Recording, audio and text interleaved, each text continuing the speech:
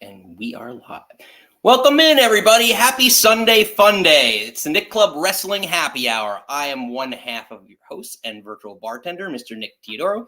Joining me, as always, is my tag team partner in life, my wife, Miss Nicole. Nicole, what are you having this evening? Oh, well, this afternoon, not even I evening. am starting off slow with an adult beverage lemonade Surfside. Mr. Nick, tell me what you're drinking and what are we doing today? So Mr. Nick's just keeping it sober for now. We're going to have some beers later for football day, but I'm just keeping it with some water at this bar. We do serve water at this bar, unlike Coyote Ugly. But today, we are doing a very special episode. We talked about this last episode, Friday on the show, that we were going to do a review of the Mr. McMahon Documentary. So we're going to get you into all our takeaways. This is part one of our two-part review documentary, whatever you want to call it, of this docuseries and our takeaways, just topics that got stirred up along the way. So feel free along the way, if you want to chime in, let us know what you're thinking about ideally the first three episodes, but this documentary in general. If you want to call in, feel free to call in. We'll open up the phone lines for some short takeaways, more of a stripped down acoustic type set of sorts on a Sunday here. So this is the Nick Club Wrestling Happy Hour. We're talking about the Mr. McMahon documentary. We look forward to hearing from you.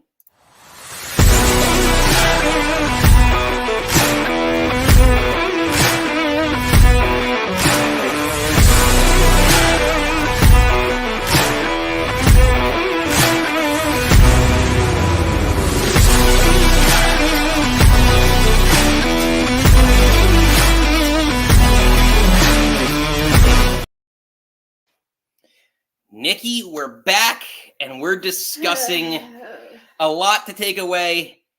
You know, I took a shower before the show, and I feel like after the show, we're going to need to take another shower to wash all of the ickiness away. Yep. So let's get to it. We're going to go chronological order, not really recapping every blow by blow, but just kind of the key topics that came along the way as we went through this. Hey, Alan, welcome in. Absolutely phenomenal. Yeah, it was definitely a great documentary. Go Jets, right, Alan? So yeah, it seems like everyone's chiming in. So feel free to chime in. If you want to call in, feel free to call in. There's a call-in link. We'll open up phone lines shortly. But as we get to it, we open episode one more about, again, the history of the beginnings of Vince McMahon and where he came from. I guess to me, it was kind of news that I think I may have known this, but I guess rehashed it, like that he was not adopted, but didn't know his real father until he was 12 years old. So again, he has a lot of daddy issues, right? For sure. But no, I definitely, and this not backtracking, but I feel so far, again, Nick and I only watched the first three episodes last night, or then to do this, then we'll watch the other three and then do another one of these.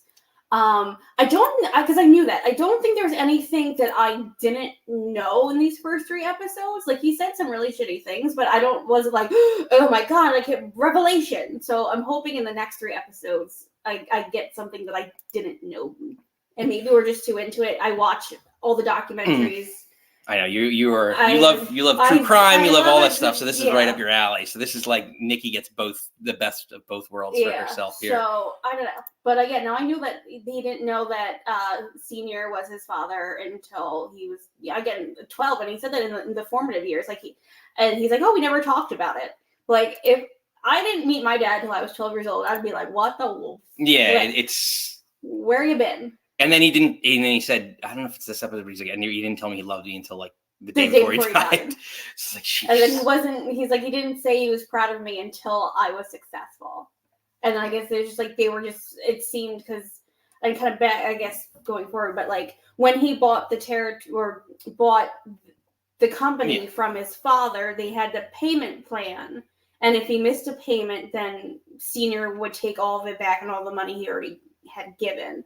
And then when Vince made the final payment, his father seemed shocked. Yeah, so they were just waiting for him to fail. And that's also shitty too, that, that you're just, this person that you look up to, that he says he, loved his father and then wanted to be him. And then he was his hero. and then to be like, Papa, can you hear me? It's like, Daddy, acknowledge me, Daddy. Seriously, but yeah, so for him to be like, I guess like it was and a lot of it, I guess, when he did the kind of sit down like Letterman-esque show, and then in episode 2 opens with his stand-ups? Yeah, it was dancing. like, he's desperate for attention. That he never got the attention that he wanted from, obviously, his father. Because apparently his stepfather is very abusive, but it's very much like, look at me, all eyes on me. Well, the other thing too about this is like, I guess when you talk about like him, you mentioned him buying the companies. I guess, well, he obviously bet on himself, but then the other thing was like there was tension. I didn't realize there was a lot of tension with Gorilla Monsoon, and like I thought because he was going to sell it to Gorilla Monsoon. Which is really crazy now looking back and rewatching all the 90s like pay-per-views, PLAs, now I hate seeing the term. But like with Gorilla Monsoon on commentary, and like knowing that like he's like next to McMahon with McMahon in his ear, and he's like he was so close to having this company. Yeah. Like that's like obviously Gorilla Monsoon and Bobby the Brain is the best pairing, chef's kiss of anything in the world. And then he was hold on, David, welcome in. Is there going to be more Vince McMahon documentaries on next? I don't think so. I think he tried to buy this one back, so I think this is probably. I would love for them to do an update after, again, I have to see how episode 6 shakes out. That's supposed to cover the controversy and the allegations from Janelle Grant. So seeing where they end up there, or when she actually gets her day in court. Where's that going to lead? How long is that going to take? I know they're fighting for arbitration, and I'm happy that her camp is like, absolutely not. Sure.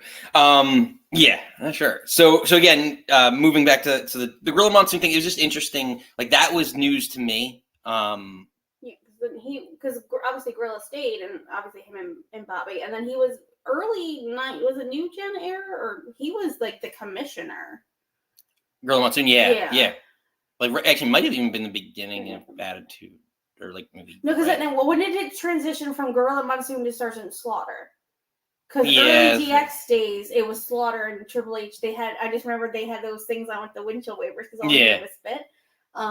So I don't know when the transition from Gorilla to Slaughter was, but yeah, knowing that there was tension. But again, like I don't know did Vince say that there was tension? Or was that Well, no, I just kind of took it away because like is Atlas in this? Yeah, I know. Well, we'll get to him. So actually, it's a good segue. So Tony Atlas was actually one of the key witnesses, I guess, to the next controversial segment, which was the David Schultz, the reporter, incident with is wrestling real or not? And he slaps. I forget the guy's name now though. Stossel. Yeah, the Stossel in the face, gets the whole lawsuit basically and ended his career. Like his career was over. Basically, he got blackballed after that. And according to the documenting, I think it was Tony Atlas in this, who was saying that Vince went around and said like I hope someone would knock this guy out, and kind of how Hogan. It was funny because Hogan was such a snitch with everything. He there is no way. It's so crazy to me. Like everything, like even after all the things that, and we're gonna get into like the '90s the steroid scandal, but like after all the stuff, like Hogan was just his guy. He would just he was so loyal for Vince with everything that happened. But again, this involvement, David Schultz claimed, we have to go back. We were going to watch it last night. I know. I wanted to go rewatch it. Like, I know we watched. There's a Dark Side of the Ring episode on this, and was it John Stossel? It's definitely Stossel. I think that sounds right. But he was oh my god, he's such a little bitch. Nobody said he wasn't that injured, and he pretended that he was. It's like, oh, who's the carny now, bitch? But I don't know. Again, watching back, I don't know if Vince made Schultz.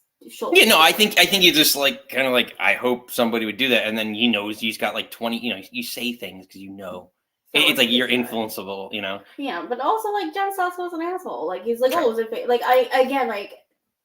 They touch upon this in the documentary. It's just everyone's oh, you're watching it because it's fake. It's fake. You're so dumb. You don't know it's fake. And it's just it's again, it's I love the choreographed. I love staged. I love it's a soap opera. But you're still like people are still getting. Listen, it's a soap opera, and if there's any one major takeaway is that Bret Hart is an artist. Oh, he is an artist.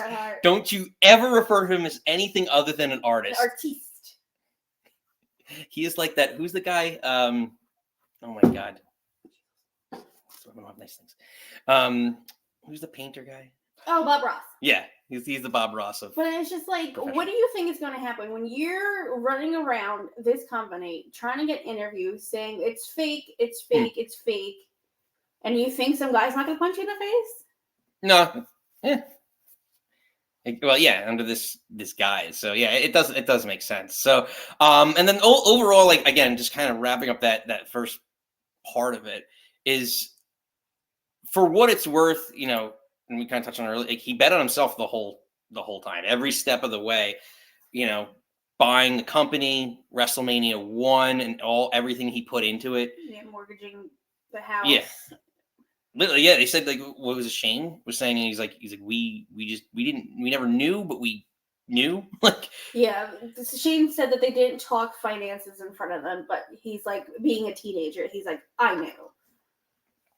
Yeah, and well, he's an even, well, you can see, it's so crazy seeing him in all the like the court cases in the background. Like, he's like, Stephanie's nowhere to be found, but he's there with his big mop top deal. So I don't know. It's really interesting. Yeah, Alan, WrestleMania 2. Yeah, I mean, he did a lot. He put a lot of, you know, as a businessman, he knew how to get over. Like, he bet on himself. He put a lot into WrestleMania 1, and then obviously, you know, WrestleMania 3 is what they're really like banking on with the Hogan Andre deal. But yeah, like every it seems like every couple of years he just kept like reinvesting. The rags to riches, pull yourself up by your bootstraps American story. Oh, for sure. On that, it's just, I guess, with all the dark underbelly of it all. Kind of like the was it the Denzel Washington American Gangster movie that's kind of like that, or maybe it's Scarface. That's still too brutal, but who knows? So moving into episode 2, where it's again, he opens with him dancing and a little bit more of the theatrics, but we get more into a topic that I thought was really interesting, was his, I guess, issues with, and again, I'm going to call him the Rat. Hulk Hogan rats out Jesse Ventura, and it's Jesse Ventura was starting the idea of unionization in pro wrestling. And this is kind of really an interesting topic that, like, Meltzer is in this documentary, Dave Meltzer, and he says, like, you know, it didn't work then, and I don't think it would work now, but it's a really, really interesting dynamic, and because again, like, everyone talks about like health benefits is obviously a big thing because they're independent contractors, and you know what, a lot of them make a lot more of their percentage off merchandise sales and things like that than they do off their salary. So like there is a lot of elements with unionization that would benefit, and the longevity of the career. Like, obviously we talk about health, but like the longevity of the career and things like that, there might be some changes that would have to happen. Like, working 300 nights a year is not. That's brutal. Yeah. Like when Jimmy Hart was saying, he was like, it was 7 days a week, 52 weeks a year. Like, that's brutal. And I think they needed it back then because there wasn't, like, Bret Hart touched on it. There wasn't the guaranteed money. You were wrestling injured. Like, you didn't want to lose your spot. You didn't want to lose your money.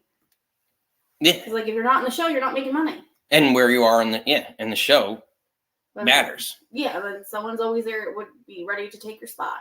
Like, thank God now that there is, you know, little places to go. There is, you know, for them to make money. Triple H is they cut so many house shows and schedules that I think there were only, it was like 150 now, or it was like went from 200 to 150 or something crazy like that. And they said they're probably going to knock them down even more next year, which is good because people need time to heal, recover, spend time with your families. So I don't want to say like they don't need a union now, but they needed it back then. I think it's a lot safer space within the past 12 to 18 months. Well, with all those, unfortunately, those lawsuits that happened, like the Chris, not Masters, Chris Nowinski, like all that stuff with all the concussions and stuff. Alan's chiming in. Problem with wrestling today versus back then was lack of stars today. Last 15 years, only 2 stars are seen in Reigns. To some extent, I mean, I think when you're talking about crossing over, it's tough because there's, Hulk Hogan was the first one to cross over, and actually, like, it's funny in this documentary, he's like, Vince didn't want me to do that, or Vince wanted him to do that, but Vince Senior didn't want him to do that. So want him to do the Rocky movie. I think more of it is now just, I mean, it's exposure. Like, you have guys like Alan, and I know you love. Alan loves MJF. Like, MJF's a guy now. Ironically, MJF's going to be in the new Happy Gilmore movie. But you have more. There's a lot more out there too. Like back in the late 80s, 90s, like TV. Like, there's a lot less channels. There's so much more where, like, it's on demand viewing now. Like, we're on YouTube right now. Like, everything. It's so much. I think there's diluted product along the way where, like, you won't see as many crossovers because you have guys like Edge that go onto, like, the Sci-Fi Channel for a week and do a bunch of shows there. It's a different level of stardom and treatment that everyone has nowadays. I don't know. What do you think? Well, I think because speaking of Edge was on a couple seasons of Vikings, and then he's in that new Percy Jackson whatever. But I don't know, like I'm just talking about like going to other movies. Like, now you're starting to see. Well, I mean, in lesser roles, like Damian Priest is going into certain roles. Seth Rollins is in the new. Well, he got cut, and Becky Lynch was supposed to be in the Eternals. No, Eternals got cut. Seth was supposed to be in Brave New World. That got cut. Yeah, I don't know, but like I still feel like I can't be objective about it because I'm too in it, and I'm like, well, they're stars to me. Well, it's also too, like, the wrestling is appreciated differently today. It's more about, like, again, like the Will Ospreay's, the in-ring ability, and coupled with the theatrics. Yeah, so I think that you see less, like, whereas in the 90s, the Vince prime era, it was about the big Hulk Hogan's of the world, the earthquakes and those massive, the Big Johns, Andre the Giants, like those massive people that you'd be like, oh my God, like more traditionally like Paul White Big Show is, like those, oh my God, I have to go see this person. Kind of the Carney circus type draw and appeal. But regardless, we get back to it. It was an interesting segue there. Thanks, Alan, for that comment, because I know Alan loves the old school wrestling. So always, and this is kind of a hybridized topic. But we move along in episode 2 again. It's Vince McMahon. There's always going to be scandals. Episode 2 is very much about the 90s steroid scandal and Vince's involvement and how much he was involved. Was it more, what I thought about here is, excuse me, when we went back and rehashed the steroid trial, I kept thinking about, again, completely different scenario, but maybe kind of going down that path now. Penn State, the Joe Paterno, Jerry Sandusky thing, and it was that whole issue of, like, Joe Paterno was viewed as everything that happened in Happy Valley, like, he knew, like, he should know what goes on. So did he turn a blind eye towards everything that was going on? And, like, you know what I mean? I got that kind of a vibe to, like, that's how they were trying to prosecute Vince, is that, he knew what was going on, but he didn't actively go out of his way to do that. But a lot of the guys defended him with this and saying, and he never physically made me take put a needle in or anything. Yeah. Which I do, like, I don't, again, like, he did, I don't think he went around and told people, like, you need to put that in your body, or was handing it out like candies. But I think, obviously, looking at everybody, like, it was kind of like, if I want to be on top, you're going to have to take some stuff. Yeah, I mean, you see the guys that are there, those are the guys that are going to get the paychecks. Like, he kept showing like Hercules and like some of those guys who really weren't. I don't even think they were top. I just think they were. Well, they showed the Warlord a lot because he was in. I believe he was one of the people not on trial, but one of the witnesses. Which, yeah, no shocks there. Moving along, couple as we get towards the end of the episode 2, couple of the bigger scale, like, touch upon the Jimmy Snuka stuff. I think it was more financial influence than anything else. Oh, Vince basically helped him cover up a murder? I'm sorry, Jimmy Snuka's a murderer. And it's not allegedly. He did it for obs. But Vince definitely covered that up. and it was such a again. If you watch the Dark Side of the Ring of that episode. Yes, we'll have to go back and then obviously moving along to his, I hate to say his right hand man, but with the Ring Boy scandal with Pat Patterson and all that was involved. Again, not to get too detailed, but Pat Patterson was hired and around for a long time. Yeah, and it makes me sad because I do very much love Pat Patterson, but I know stories have come out that he's kind of a sleazy person. And then, again, finally, it was episode 2 opened with Vince dancing and with that, I forget what that thing was, but like it was like a Saturday night party thing. And there's all the women around him, and literally episode 2 basically relatively ends with all these allegations with the first female referee, Rita. Oh my gosh, Rita. It's something with an O, isn't it? You have this right now. You had all the notes for this. I'm just chalking. I didn't read that WWE. Yeah, it was one of the older ones. Rita Chatterton. Okay, that sounds right. And her allegations, which this was really actually out of all of them, I think this is the one where he probably gave the most detail in the first 3 episodes, where he's just like, yeah, like I thought this was. He basically admitted it, said it was consensual. He said it was consensual, and if it wasn't, the statute of limitations up. Which is the worst possible things, because it was like, and not to rehash the ickiness that the Jerry Sandusky thing is, but that they're like, they asked him on, what was it, like Eyewitness News or whatever it was, like, did you do this? And like he like beat around the bush, and it's just like, you say no, like if you didn't do it, it's no, like it's strictly no, not like, well, like it was so. Sandusky was so disgusting. Yeah, but it's just like the same, but it was like again different. But this was like, well, if I did, the statutes, well, that means no, you know what I mean? Like that sounds so much worse. Like yeah, it's OJ coming out of the book. He's like, I didn't do it, but if I did, this is how I would do it. I'm like, you're disgusting. Exactly. So, so basically, the first 2 episodes, mostly a lot of. Yeah. Oh, go ahead. Just because at the end of each episode, it kind of just there's like a little blurbs and paragraphs, and basically, New York pulled back the statute of limitation for rape, and he settled. The R word. I don't know if you could say it. I know. Oh, sorry. Yes. But he settled. She sued him, and he settled it. So he was like, "Oh, we're past that," and it's like, "Oh no, buddy, it's coming back to get you." Yeah. Sorry. So moving more into episode 3 gets more into I think the business side of things.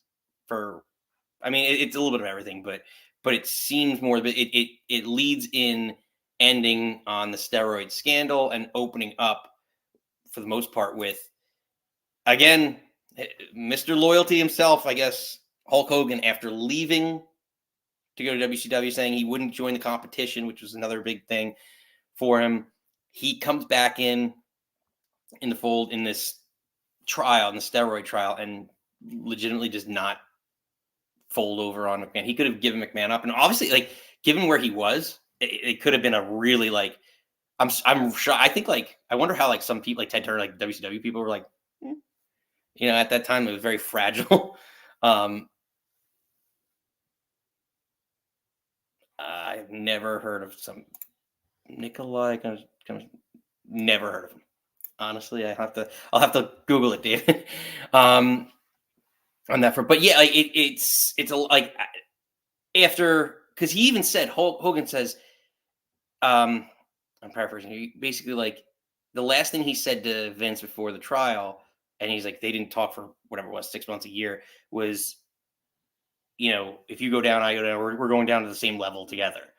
So he just never, again, maybe he owes everything to Vince, but he did not turn on him. And he could have easily, because he had immunity. So I don't know. It was just an interesting loyalty. Loyalty is all I could say. But we move more into, I don't know, Nick, do you have any particular.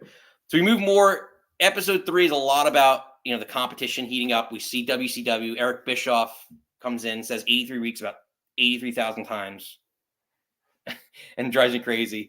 And this is where it's kind of the similarities. It's funny because episode 1 is about him building his empire and how he got to where it was. And we start to see, like, they actually ask him the similarities between WCW, who starts poaching Hulk Hogan, Randy Savage. I guess they brought Lex Luger back. Paul Nash. Oh, Nash, yeah. So you're wearing your NWO shirt right now. Yeah, no, I didn't even think about it. But, like, all those names that came in, and, he, I guess according to Bischoff, played the victim. And he's like, do you see these as, like, don't you see this as a similarity between what you did and what they're doing? Like, isn't it just like good business? He's like, no. Yeah, he said he's like, I'm a hypocrite on this, but he's like, I don't see it being similar. Because, like, when he, I guess, went and poached all the territories and took over basically all the territories and became national, global, whatever you want to call it. Globally. And then when Ted, because again, I think that's also a great point that Vince kept saying Ted, and everything was Bischoff. He wasn't losing to Ted, he was losing to Bischoff. But it was like, oh, Ted's this big billionaire that he has all this money, he can do whatever he wants. He's like, we're this little mom and pop, thinking it's like mom and shop billionaire shop. Yeah. And Eric was like, like what? And he's like, he's trying to make himself like this sympathetic baby face because that's what he does. But it's just like, you're not. Like, you did the same thing. And like Vince's weird brain can't see that it's the same thing. Now that he's the one being the prey, not the predator, it's just like, oh, he can't comprehend that. Yeah. So it's really, it was interesting, again, I think, we're in the first half of this, so it's starting to heat up. I know Alan wrote in the chat that, he said episode 4 is absolutely phenomenal, so we're looking forward to that. We are going to review the second half of this some point in time next week. We haven't 100% officially decided with Nicktober, if you're new here, Nicktoberfest on Friday. So be sure to catch that. My birthday's on Bad Blood, or Bad Blood's on my birthday, so we're doing an extravaganza. Exactly. So that will also be our Bad Blood preview show. So it might be a little bit longer, a happy hour. So happy hour will be open for a little while. Also, the problem is, like, I can sit and watch 6 hours of this. You're not a binge person. No. Like, I would have been done with this. Days ago. Listen, this is as bingey as we get. I know, 3 episodes is a lot. I know, I did a lot. I'm proud of you. I did it, I did it for you because your birthday's coming up and we just want to. Yeah. So, but yeah, honestly, a really, not too, I mean, we knew some of the story, but like, again, nice little tidbits along the way that we found. What did you all think? Did you, at least for the first 3 episodes or so far, what did you like about it? What did you find something new that you didn't know about? Feel free to chime in the chat. If you want to call in, we'll leave the call line open for a little bit here. Little quick shots on that end if you want to. The call-in link is right there in the description at the bottom. But Nikki, any? Also, because you know how much I love Bret Hart. Just the artist. Formerly known as Bret Hart. So basically, obviously, Montreal Screwjob. He goes famously goes in there and lets Bret hit him, and then Bret described it as he gave him an uppercut. But how Vince's eye was like, that seemed. I don't think that. Again, I am not a wrestler. I'm not a boxer. But the angles of you doing an uppercut, I don't think would bruise an eyeball. Like uppercut to me. Is if depending on how low, I think. I don't know. I could be wrong. Tell me in the comments down below. But I thought that was interesting. He's like, oh, people think Vince just came in and went like this, and he's like, we actually tied up, and then I had to give him an uppercut. Like, yeah, he said it was a wrestling. No one has ever said that ever. Yeah, that they like locked and then uppercut. I don't know. Just every. I mean, I know he's one of. I know you have your feelings about it, but like, I know he's one of the best wrestlers ever do it. But yeah, he literally every time he crybaby. gets on TV, it's like another complaint, and I can't. No, I was an artist. He's like, I gave him my life. It's like I gave him more than any other man. Like, he felt like he was like a scorned girlfriend. He was. But it's just like looking where they were going. Like Shawn was hot. Stone Cold was just coming up. Like you have The Rock in the wings. Like Triple H. Like Undertaker. Like Bret didn't fit in anymore. Yeah. No, I mean. Like it was time for Vince, and like he said that in the documentary that he shouldn't have done that 20-year deal or whatever. Yeah, and then apparently, according to Shane, like he told him, which I believe, he told him the loopholes to get out because it was like a kind of a subtle way. Yeah, like go to WCW. This is how you get your money. Just give me my belt. And then I love Triple H because this was said in the documentary before, but basically Triple H was like, if he's not going to do business, we'll do business for him. So I'm a staunch believer of Bret screwed Bret. I know his wife is yelling at Triple H. It was like, it's like, I swear to God, she's like, this is going to come back on you. And like now dude's running the company. Yeah. I'm interested because when the beginning of episode 1, they showed all the people that they're interviewing. Like I'm interested to see.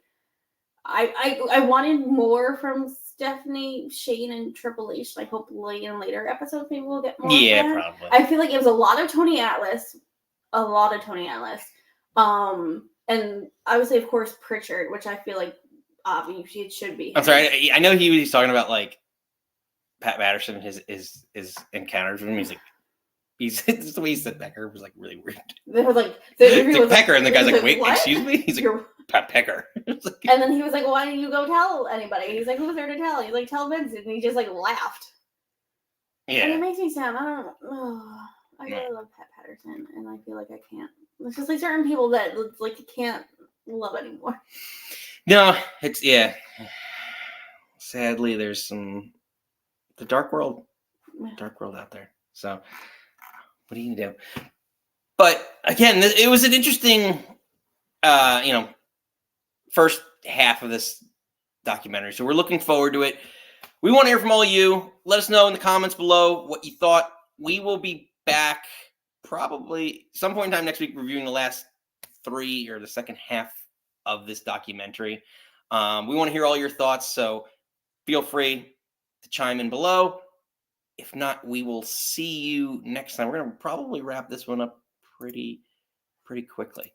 This is a quick dip in, a beer and a shot, and we're leaving. Exactly. Well, I mean, since he's in the documentary, should I let him take us out? I think so. All right. Paul Levesque, Triple H, sending us off. Thought we had a spectacular event tonight. Very excited that so far everybody seems to have come out unscathed. Banged up, bumps and bruises, but nobody seriously injured, which I always hold my breath on these events. You want to see people have the best outing that they can possibly have and make memories, but do it safely. And we were able to do that tonight. We're able to do that, and we're going to continue to do that. More days without incident. Mm-hmm. So until next time, enjoy your Sunday afternoon. We will see you. We're back here Friday at 6 Eastern Time, reviewing with our very, very special. Oh, not that one. Not SmackDown. Nicktoberfest. So join us Friday at 6. We're going to get into Bad Blood and all of Nikki's favorites along the way. Lots of me on Friday. Only the best for the best. Mm. So we will see you until next time. You don't have to go home. But you can't stay here. And bye.